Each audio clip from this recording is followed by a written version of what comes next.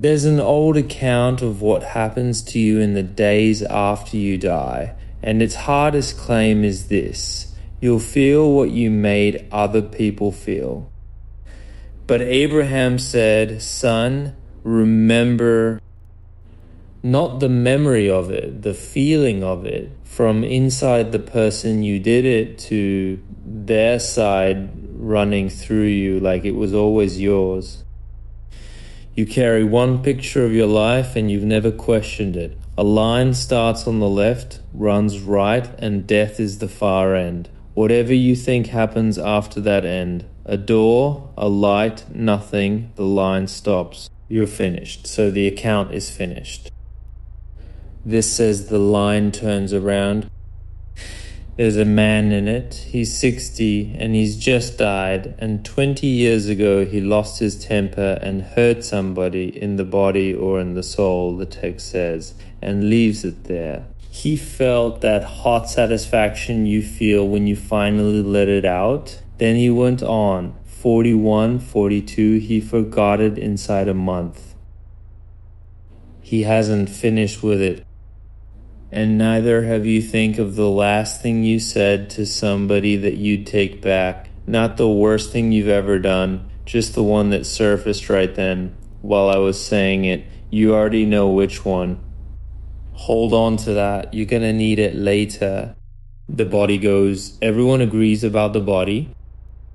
Something else doesn't go, and not right away. For a few days, two things in you hold together after the body's gone. And while they hold, the whole life stands up at once.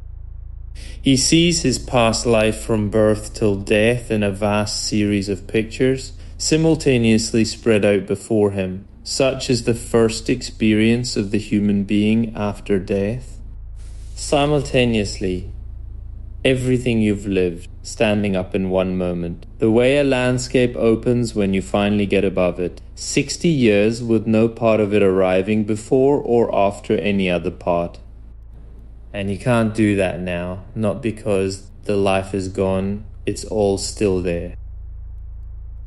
Yet to the soul herself, nothing is lost. Everything that has ever made an impression on the soul during this life is preserved.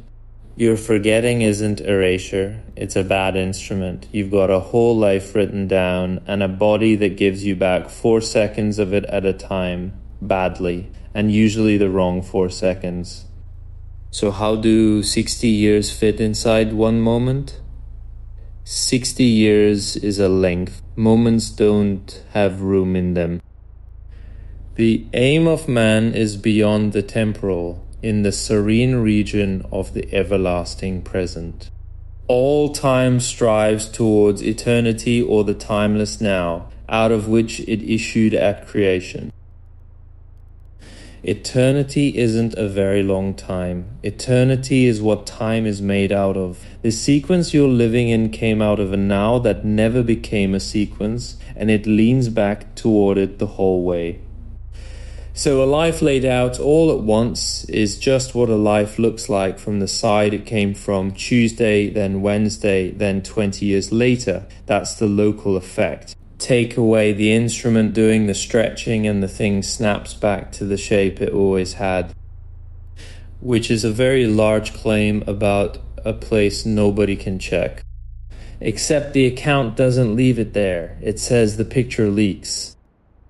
Under specific conditions, drowning, a fall in the mountains, the same separation happens for a moment in a living man and he gets the whole thing. Then he comes back and tries to describe it. That's a prediction and you can check it the ordinary way.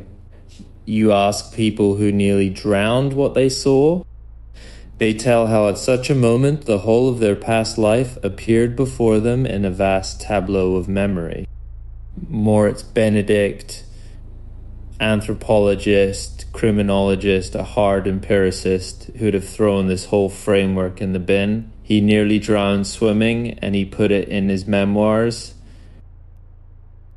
Once he was very nearly drowned while bathing. He saw the whole of his past life in memory before him as though in a single picture.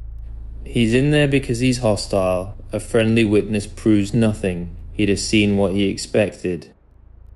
and the account tells you when its own prediction fails. If the shot goes deeper and cuts the third thing loose too, there's no picture and no memory at all, just unconsciousness like dreamless sleep, which is why some people who nearly drown report nothing whatsoever.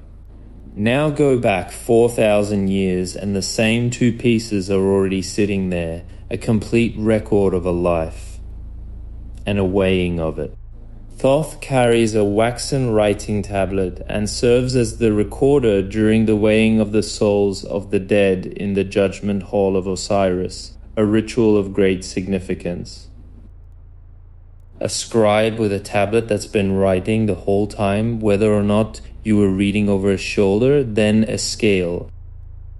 I'm not telling you that proves anything. Cultures reach the same images for all kinds of reasons. What I'll say is narrower and harder to shrug off. This isn't one man's private vision from 1909. Every tradition that has looked hard at death arrives at a record and a reckoning, and they only disagree about who holds the scale. Then the line turns around. During the time of purification, man, in a sense, lives backwards. He goes again through all that he experienced in life. Ever since his birth, starting from the events immediately preceding death, he re-experiences it all in reverse order back into childhood. Backwards, not reviewed backwards, lived backwards. You start at the last thing that happened to you, and you walk it back, event by event, into being a child. And he reaches his 40th year, the temper, the thing he said or did 20 years before he died, and forgot inside a month. He will now experience not the satisfaction he felt in giving vent to his anger, but instead the suffering the other person underwent through his unkindness.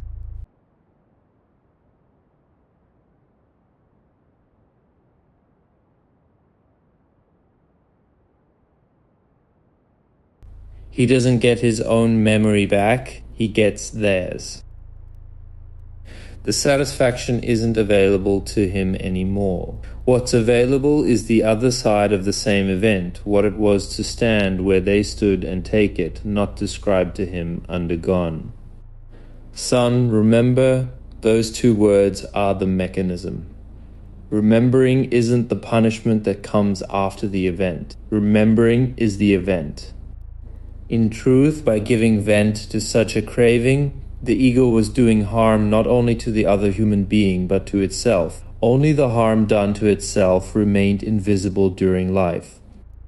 Both injuries happened at 40, he only ever saw one of them. The damage he did to himself was real from the second he did it and stayed invisible for 20 years. Same problem as the memory. The record was always complete, the reader was crude. You've been waiting for the part where somebody gets punished. There isn't one. There is a fire. It's doing something other than what you assume. You spent a life wanting things that needed a body, food on the tongue, the particular pleasures that only work through nerves. Some of that was fine. That's the spirit reaching you through the senses, which is what senses are for. Some of it was appetite that had stopped carrying anything at all. Then the body goes, the wanting doesn't. Two kinds of wishes are proper to the ego during earthly life. First are the wishes which, originating as they do in the three bodies, have to be satisfied in and through the bodies. These wishes naturally cease when the bodies disintegrate. Secondly, there are the wishes which originate in the spiritual nature of the ego. Hunger dies with the body. Hunger belonged to it. Every wanting that was really the body's own goes quiet the moment the body stops, and you never feel it again. The other kind doesn't belong to the body, it only ever used the body, and that one walks out with you. What now goes on in man can only be imagined if we think of one who has to suffer burning thirst in a desert country where no water is to be found. That's the fire thirst, with the water permanently out of reach and nothing left to drink with. As a combustible material is seized and burned by fire, so is the world of cravings dissolved and annihilated after death. The cravings burn, the stubs come off, the man is still standing there when it's finished. And there's something in that fire with him. It is inhabited by beings whose appearance of the spiritual eye can only kindle pain and ghastly horror. Whatever man takes with him thither by way of cravings of the kind above defined appears as nourishment to these beings, nourishment by means of which they constantly renew and reinforce their powers. They eat what you brought. That's their whole diet. Every appetite you carried that had stopped carrying anything is food, and it feeds them and they get stronger on it. And if that sounds like superstition, the account puts the same thing in front of you every day and you've stopped noticing. What, to the eye of the spirit, is a ruthlessly prowling wolf? Surely it is none other than a soul that lives in cravings and acts out of its cravings. The very form of the wolf may be described as an embodiment of its cravings. A wolf is a hunger that grew a shape. The body you're looking at is the wanting, made visible, walking around on 4 legs. That's all a wolf is. Now take the shape away and leave the hunger. That's what's in there. If any soul breaks itself off from the light and love of God and enters into its own natural desire, then the ground of this darkness and painful property will be manifest in it. And this is the hellish fire and the anger of God when it is made manifest. Hell isn't a location and nobody sentences you to it. It's a property of your own soul becoming visible. You turn into your own desire and the ground you were always standing on lights up, nothing arrives, nothing gets sent. A thing that was already true stops being hidden. Same grammar as the thirst. He calls it the anger of God when it is made manifest. And those last 3 words are the whole thing. God doesn't change his mind about you. You're finally able to see what you've been carrying. A shoemaker in 1624 and a man writing after the invention of the motor car, and they're describing the same machine. What burns you afterwards is what you brought. The fire shall try every man's work of what sort it is. If any man's work shall be burned, he shall suffer loss, but he himself shall be saved, yet so as by fire. The work is tried, the man is saved. Both clauses are in the same passage, and almost nobody quotes the second one. The fire is a solvent. It dissolves what was hooked into you and leaves you standing. It hurts the way having something torn out hurts. Nobody's being paid back. And there's a reason it has to come off, and it isn't moral. After death there becomes visible in the beloved the very reality of being, for the perception of which the physical organs were but the means. If these cravings were not purged, conscious perception of the beloved would not be possible at all after death.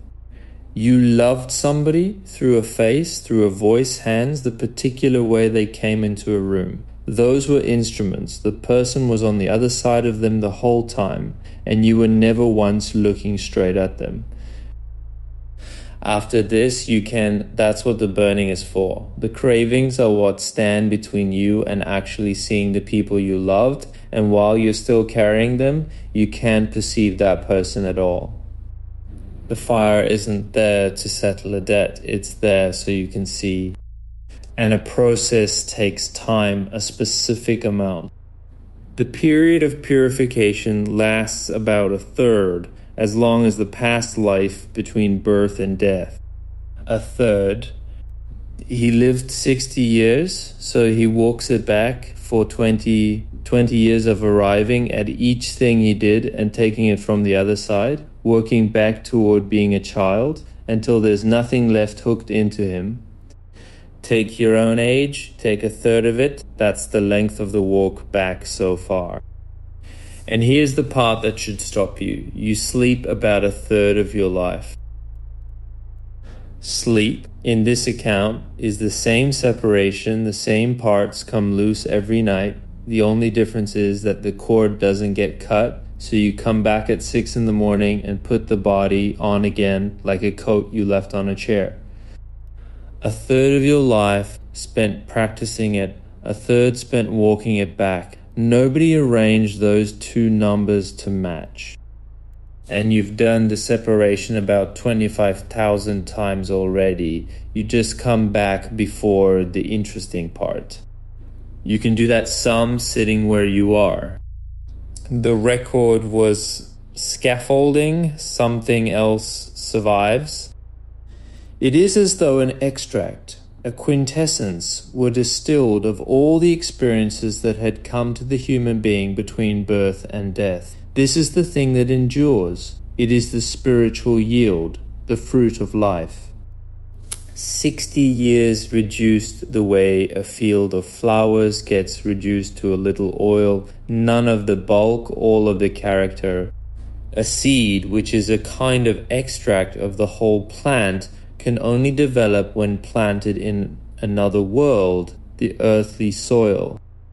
And the account is explicit about where the seed goes. It goes back, it's planted in another life. That's what the text says, and I'm not going to argue it for you or apologize for it. There's a mirror waiting on the way in.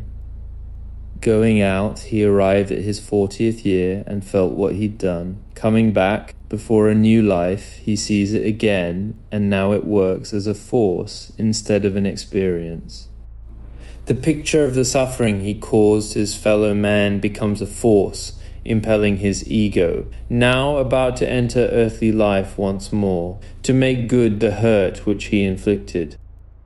The wound he made becomes the reason he's pulled toward mending it. Guilt is a mood, and a mood makes a man useless. What he carries back has a direction in it, and it points at the exact place the damage was done. Thus does the former life wield a determining influence upon the new. The deeds of the new life are, in a way, caused by the deeds of the old.